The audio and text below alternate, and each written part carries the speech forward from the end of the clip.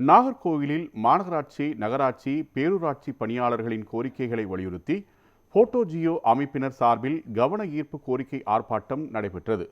கன்னியாகுமரி மாவட்டம் நாகர்கோவிலில் போட்டோ ஜியோ அமைப்பினர் சார்பில் 10 அம்ச கோரிக்கைகளை வலியுறுத்தி கவன ஈர்ப்பு ஆர்ப்பாட்டம் நடைபெற்றது.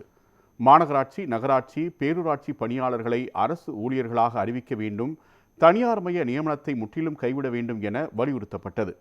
அனைத்து துறைகளிலும் உள்ள காலி பணியிடங்களை நிரப்பி பதவி உயர்வு வழங்க வேண்டும், நிறுத்தி வைக்கப்பட்டுள்ள சரண் விடுப்பு சலுகையை மீண்டும் வழங்க வேண்டும் உள்ளிட்ட கோரிக்கைகளை முன்வைக்கப்பட்டன. இதில் 50க்கும் மேற்பட்டோர் கலந்து கொண்டு கோஷங்களை எழுப்பினர். அனைத்து அரசு அலுவலர்கள், ஆசிரியர்கள், உள்ளாட்சி பணியாளர்கள் கூட்டமைப்பு சார்பாக தமிழ்நாடு முழுவதும் கவன ஈர்ப்பு கோரிக்கை ஆர்ப்பாட்டம் நடைபெற்று வருகிறது. கன்னியாகுமரி மாவட்டத்தில் போட்டோ ஜியோவின் ஆர்ப்பாட்டம் இன்று வெகு விமரிசையாக நடந்து கொண்டிருக்கிறது. தமிழக அரசிடம் 4.5 ஆண்டுகள் பல்வேறு கோரிக்கைகளை வலியுறுத்தி நாங்கள் கோரிக்கை வைத்து எந்த பிரயோஜனம் இல்லை.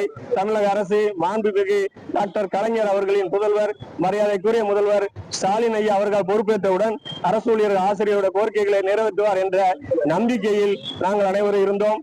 4.5 ஆண்டுகள் எந்த விதமான கோரிக்கைகள் நிறைவேற்றப்படவில்லை. பெரிய ஏமாற்றத்திற்கு ஆளாகியுள்ளோம். ஆகவே பெரும் திரளான ஒரு கவன ஈர்ப்பு ஆர்ப்பாட்டத்தை முன்னெடுத்துள்ளோம். இந்த ஆர்ப்பாட்டத்தில் இருந்து எங்களுக்கு தமிழக அரசு எந்த விதமான கோரிக்கைகள் நிறைவேற்றவில்லை என்றால் வருகிற 6ஆம் தேதி முதல் அனைத்து அரசு அலுவலர்கள், ஆசிரியர் பெருமக்கள், உள்ளாட்சி பணியாளர்கள் அனைவரும் இணைந்து கால வரையறையற்ற வேலை நிறுத்தத்தை முன்னெடுத்துள்ளோம்.